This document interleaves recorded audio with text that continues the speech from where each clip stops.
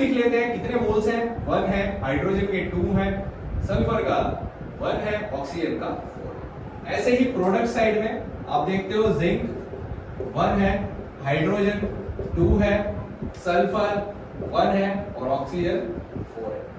इसमें आप देखोगे कि रिएक्टेंट साइड जो भी आपका एलिमेंट है उसके मोल्स और प्रोडक्ट साइड जो भी रिएक्टेंट है उसके मोल्स, दोनों के मोल्स सेम है, सेम है, तो ये बैलेंस है। ऐसे ही हाइड्रोजन का देखो, हाइड्रोजन के 2, हाइड्रोजन के 2, तो ये भी बैलेंस है।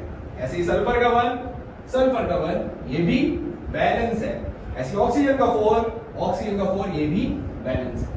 तो बच्चों इसी तरीके से हम बैलेंसिंग मेथड देखते हैं और सीखते हैं, और यही मेथड आप सबको हर एक रिएक्शन में यूज करना है, क्योंकि इसी से आपकी सारी केमिकल रिएक्शन आसान हो जाएगी। तो बच्चों अब आ जाते हैं इस टॉपिक पर, types of chemical reaction. Chemical reaction कितने टाइप्स की होती है? 5 टाइप्स की, ठीक है। पहली केमिकल रिएक्शन के नाम जान लेते हैं, कॉम्बिनेशन रिएक्शन। इस रिएक्शन के अंदर क्या हो रहा है, दो रिएक्टेंट कंबाइन हो रहे हैं और कन्वर्ट हो रहे हैं एक प्रोडक्ट में, साथ में रिलीज हो रही है हीट, ठीक है। जैसे कि आप जानते हो कैल्शियम ऑक्साइड, कैल्शियम ऑक्साइड को हम क्विक लाइम बोलते हैं, ये तो आपका वाटर है, ठीक है, ये तो आपको पता ही होगा। साथ में ये कन्वर्ट हो जाते हैं, जब ये रिएक्टेंट रिएक्ट करते हैं तो ये कन्वर्ट हो जाता है प्रोडक्ट में, और वो प्रोडक्ट है कैल्शियम हाइड्रोक्साइड, जिसे स्लेक्ड लाइम कहते हैं, ठीक है। बात हमेशा याद रखना, स्लेक्ड लाइम आपका क्या क्या होता है, पीओपी होता है, डिस्टेंपर होता है, और पुट्टी होता है, या व्हाइट सीमेंट बोल लो। वैसे भी बहुत सारी चीजें लिख रखी है हमने, डेंटो भी लिख रखा है, और बाकी सब आपको पता ही होगा। अगर आपके घर में जब सफेदी होती है तो आप डिस्टेंपर की बाल्टी लाते हो, उसके अंदर अगर आप पानी मिलाते हो तो वो डिस्टेंपर की बाल्टी धीरे धीरे गर्म हो जाती है ना। तो वो क्या हो रहा है, जब कैल्शियम ऑक्साइड को वाटर के साथ कंबाइन करते हो तो कैल्शियम हाइड्रोक्साइड बनता है, और जो वो बाल्टी गर्म हो रही है, वो कन्वर्ट एक तरीके से हीट रिलीज कर रही है, तो वही हीट आपको पता चलता हो, ठीक है बच्चों। कॉम्बिनेशन रिएक्शन जान ली। इसके अंदर आप जानते हो बर्निंग ऑफ कोल, जैसे कि आप जानते हो अगर कोल को जब जलाते हो तो किस में जलाओगे, ऑक्सीजन की प्रेजेंस में जलाओगे, तो वो कन्वर्ट होता है कार्बन डाइऑक्साइड में, ठीक है बच्चों। ये चीजें याद रखनी है आपको, और ये ही आपके लिए बहुत ज्यादा बेनिफिशियल होगा, ठीक है। जैसे बर्निंग ऑफ कोल,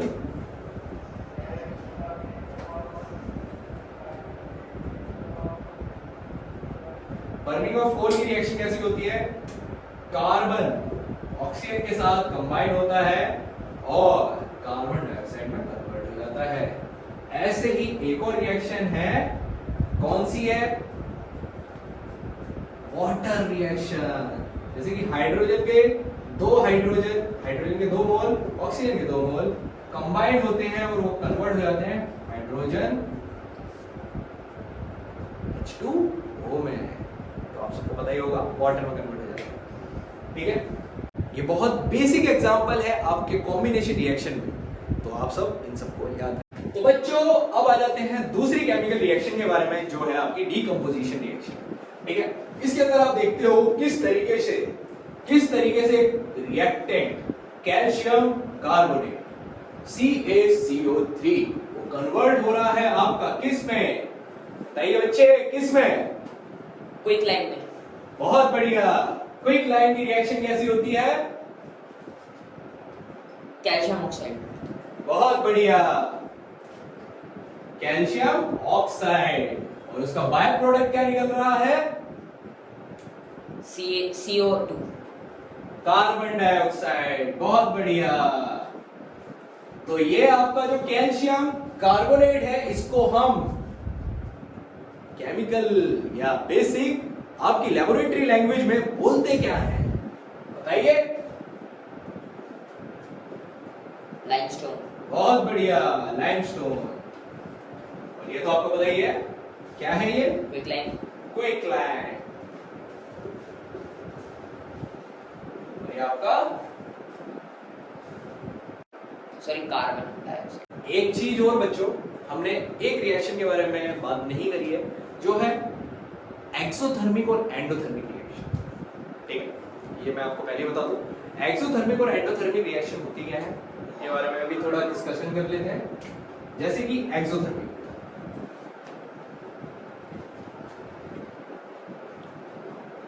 एक्सो मतलब एग्जिट, जिसमें से, और थर्मिक मतलब हीट। कुछ हीट रिलीज हो रही है केमिकल रिएक्शन में से, तो ये आपको पता ही होगा। इससे पहले हमने जो कंपोजिशन रिएक्शन में एक रिएक्शन ली थी, उसमें क्या हो रहा था, कार्बन को ऑक्सीजन की प्रेजेंस में चला रहे थे, तो वो क्या हो रहा था, कार्बन डाइऑक्साइड में कन्वर्ट हो रहा था और हीट प्रोड्यूस कर रहा था। तो कार्बन डाइऑक्साइड आप ले सकते हो, जैसे कि कार्बन प्लस ऑक्सीजन कन्वर्ट हो रहा है कार्बन डाइऑक्साइड प्लस हीट। ये आप बात याद रखना, बर्निंग ऑफ कोल। ये हो गया एक्सोथर्मिक रिएक्शन। एक होती है एंडोथर्मिक रिएक्शन, इसमें तो हीट रिलीज होगी आपकी रिएक्शन में से, है ना, हीट रिलीज होगी रिएक्शन में से।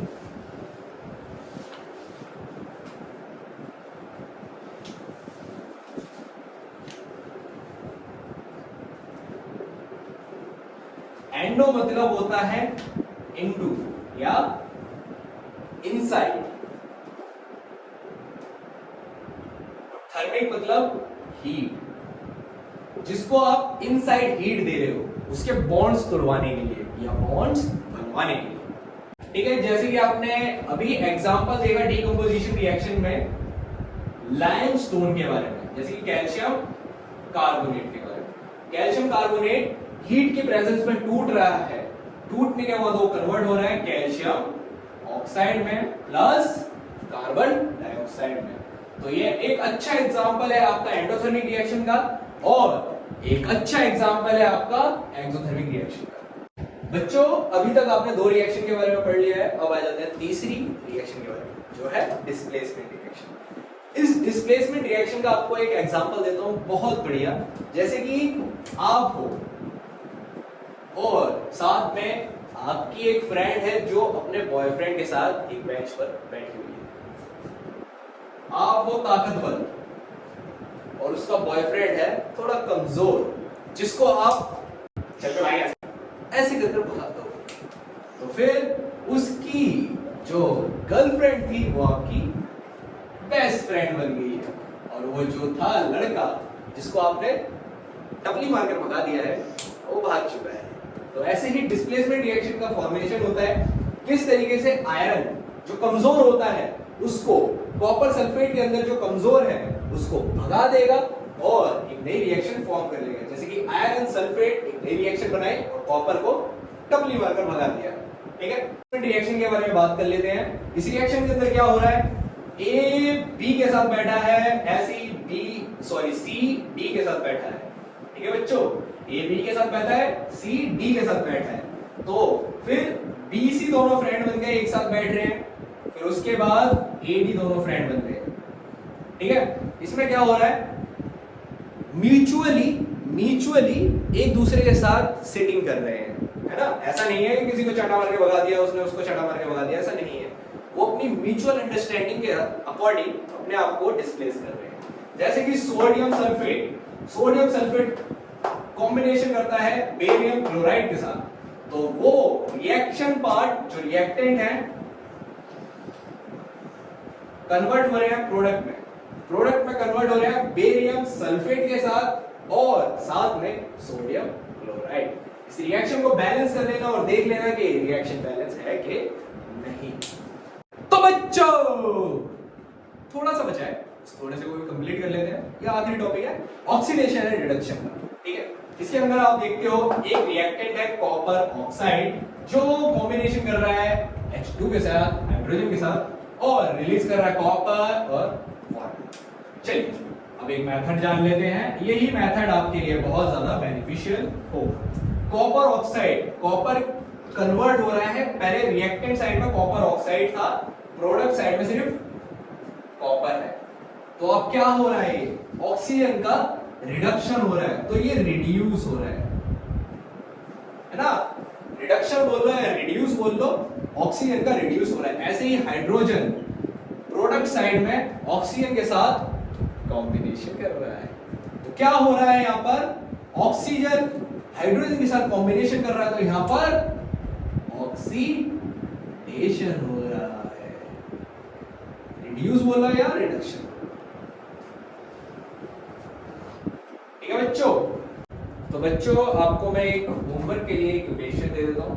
ठीक है, इस इक्वेशन को आप ऑक्सीडेशन और रिडक्शन के बेसिस पर बताओगे। ठीक है, ये इक्वेशन आपकी होमवर्क के लिए है, तो इस इक्वेशन को अच्छे से करना और हमारे कमेंट सेक्शन में इसका एग्जांपल जरूर लिखना।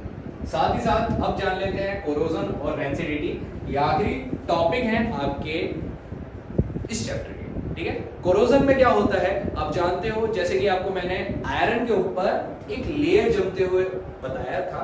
जब आप बरसात के मौसम में जब आप आयरन को बाहर रख देते हो तो उसके ऊपर एक लेयर जम जाती है, जो वो लेयर होती है रस्टिंग की लेयर, है ना, जंग की लेयर। तो वो लेयर का नाम होता है बेसिकली रस्टिंग कहते हैं, तो उसे हम कहेंगे आयरन रस्टिंग। अब आ जाते हैं रेंसिडिटी के बारे में। रेंसिडिटी एक तरीके से बताता है कि जब आपका कभी फूड लॉन्ग टाइम तक आप रख दो तो वो खराब हो जाता है ना, उसके अंदर से स्मेल आने लग जाती है, तो फूड क्या हो रहा है, बासी हो रहा है, तो वो क्या हो जाएगा, बासी खाना। ठीक है बच्चों, आपको पता ही होगा, मैंने अभी जो स्टार्टिंग के पार्ट में कुछ बताया था उसमें मैंने एक गलती करी है, तो उस गलती को आपको पकड़ना है और हमारे कमेंट बॉक्स में इसको सही भी करना है। तो आप सब तैयार रहिए और जवाब दीजिए। तो बच्चों आज की क्लास को यही रखते हैं, आप सबसे मिलते हैं हमारे नए लेक्चर के अंदर या हमारे नए वीडियो के अंदर। तो आप सब ऐसे ही हमारे साथ बने रहिए और इस वीडियो को अपना प्यार जरूर दिखाइए, क्योंकि आप हो तो हम हैं। तो आज के लिए इतना ही, बाय बाय प्यारे बच्चों।